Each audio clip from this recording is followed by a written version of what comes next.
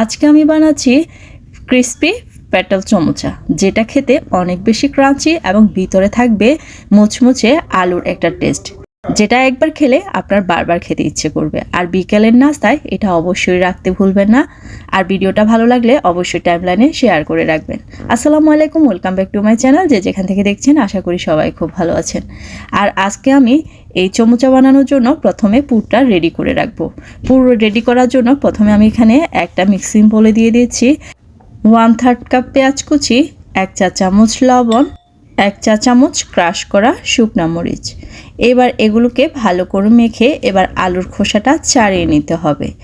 আলুর খোসা ছাড়িয়ে পেঁয়াজ, শুকনো মরিচ এবং লবণের সাথে ভালো করে মিশিয়ে নিতে হবে। এমনভাবে মিশাতে হবে যাতে কোনো ধরনের লাম না থাকে। পুরটা তৈরি করে এখন একটা সাইডে রেখে দেব। এখানে আমি পরোটার যে ডোটা ছিল ওইটা ব্যবহার করতেছি। এই পরোটার ডোয়ের জন্য লাগবে শুধু লবণ, 1 চা চামচ লবণ, 1 কাপ ময়দা এবং তার সাথে 1/2 চা চামচ তেল। এটাকে ভালো করে মিশিয়ে এরপর ঠান্ডা পানি দিয়ে সফট একটা ডো বানাতে হবে। এবার আমি ডোগুলোকে রুটির শেপে দোনোটা বানিয়ে নিয়েছি। এখন এখানে দিয়ে দিয়েছে পুরটাকে এভাবে চারপাশে ছড়িয়ে দিতে হবে। এরকম পাতলা করে ছড়িয়ে দিলে কিন্তু পেটাল চমচার শেপটা অনেক বেশি ভালো আসে। এখানে মোট আমার লাগবে 2টা রুটি। প্রথমে নিচে দিয়ে একটা রুটি দিয়ে দিচ্ছি, এরপরে উপর দিয়ে আরেকটা রুটি দিয়ে দিব। আপনারা চাইলে এখানে শিটও ব্যবহার করতে পারেন। চমচা শিট দিয়েও কিন্তু অনেক সুন্দর করে চমচা বানানো যায়। আর আমার কাছে এইভাবে রুটি দিয়ে বানালে অনেক বেশি সহজ লাগে আর একসাথে অনেকগুলো বানানো যায়। এবার আমি চমচার জন্য এভাবে প্রথমে লম্বালম্বি করে রুটিটাকে কেটে নিচ্ছি, এরপরে আড়াআড়ি করে কেটে নিব। বানানোর সুবিধার্থে দেখিয়ে দিচ্ছি, এভাবে কেটে নিচ্ছি।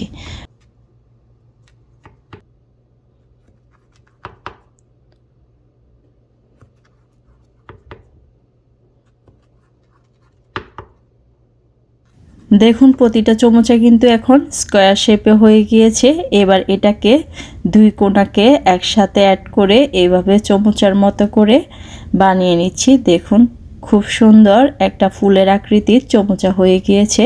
এভাবে আমি সবগুলো বানিয়ে নিব। এখন সবচেয়ে গুরুত্বপূর্ণ ধাপ হচ্ছে ফ্রাই। একটি প্যানে তেল গরম করুন। তেল বেশি গরম করবেন না, মিডিয়াম আঁচে চমচা ভাজতে হবে।